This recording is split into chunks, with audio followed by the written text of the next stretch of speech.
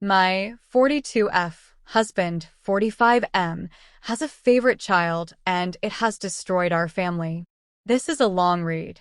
If you can get through it, please give any advice you can. I want to start by saying my husband is a good man. He provides a very comfortable life for me and our children.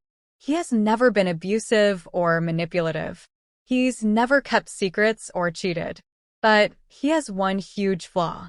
He has a favorite child. We have 3 teenage sons. They are Mason, 18, Kyle, 15, and Sean, 13. Our youngest son, Sean, is my husband's favorite. He knows this, I know this, and what really kills me is that our children know it. It wasn't always like this. He used to be equally loving to all of our boys. But when Sean was 5 years old, he got pneumonia and was dangerously close to death. It was obviously an extremely tough time for my husband and I. And through the entire hospital stay, Sean always wanted his dad above anyone else. It bonded them. Ever since then, my husband has always favored and spoiled Sean to the detriment of his relationships with Mason and Kyle. The 2 older boys noticed as they got older and were understandably hurt that their father always favored Sean. I had several conversations with my husband throughout the years about how he needs to realize he has 3 sons, not just one. He always listened and would make an effort to be more involved with Mason and Kyle, but it never lasted. He'd always go back to being super dad to Sean. This all came to a head today when Kyle's school had an awards ceremony that Kyle would be presented an award at. This is of course a virtual event as COVID is still an issue and the boys are doing online distance learning. Essentially, the event was just a large group video call where the kids would be recognized for their academic achievements, and there was a raffle for several prizes. Kyle was excited because one of the prizes was a game system he wanted. Parents were invited to join in on their own computer to get an extra entry for raffle prizes on behalf of their children. I wasn't going to be able to make it as I had work, but I told my husband to just drop in and watch them read Kyle's name and stick around so Kyle could have just a slightly better chance at getting the prize he wanted. Again, this was a virtual event. All he had to do was go to the website and sit there for less than half an hour. School events like this, even pre-COVID, were always more my thing. My husband almost never went to these things as he was usually working, but of course there was a higher chance of him showing up for one of Sean's events. But he's working mostly from home, and he wasn't even going to be on the clock at the time of this event. He said he'd do it.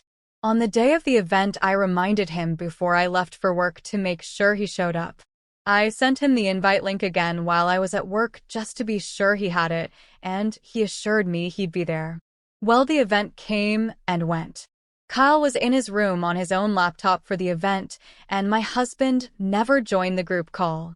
I was busy at work, so I couldn't message him back until almost an hour after the event ended. I asked how it went. He said he was trying to join, but the link didn't work. I asked what did he mean he was trying to join now when the event was an hour ago. He replied, "Oh, I thought you said it was now, I saw red." He missed the event because he got the time wrong. After I told him several times what time and exactly how to join, all he had to do was click the link at the right time. I was furious, but I wanted to wait until I got home to talk to him. So I get home and see our oldest son Mason's car in our driveway. He does not live with us anymore.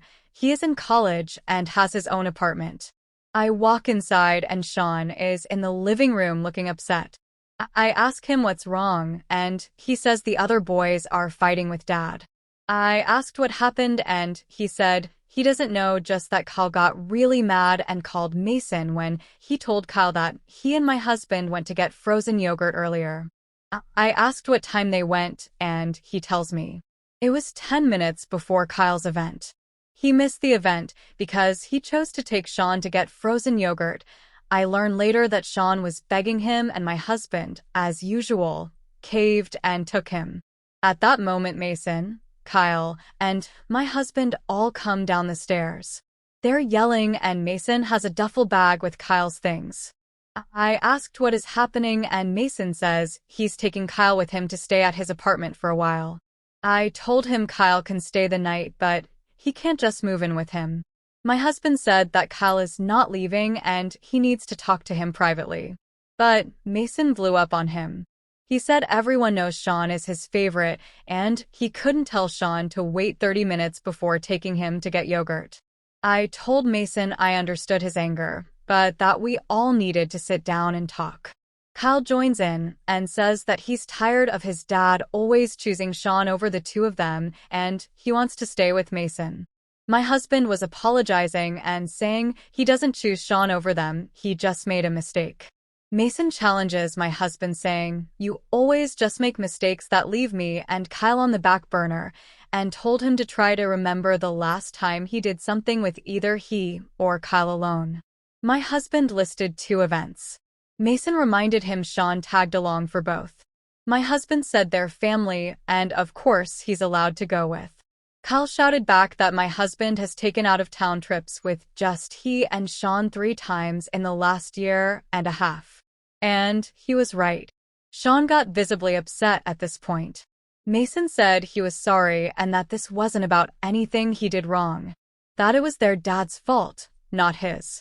Sean went upstairs to his room. My husband started after him and Mason said, "See? You've got 3 upset sons and you still run off to coddle Sean." My husband said that's not true, he's just more sensitive than the other boys. Mason told him he wants so badly for Sean to be his only son that he can have his wish. He said not to call or text him or Kyle anymore and that they don't have a dad anymore. Kyle added, "You already act like we don't exist anyway." My husband's face dropped. The way he was neglecting our 2 older boys finally hit him. I was a sobbing mess. I could see the hurt in both my sons' eyes. I told them to stay so we could talk and find a solution. Kyle begged me to just let him leave, saying he didn't want to be in the house anymore.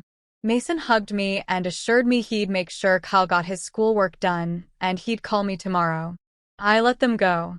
As much as I want Kyle here, I know he needs time away from my husband. My husband went to the kitchen and cried. He's never been an emotional man, but the reality of our 2 older boys wanting to go no contact with him finally knocked some sense into him. I wanted to yell and scream at him. I told him for years that he needed to stop favoring one child. All he had to do was show up one goddamn time for Kyle.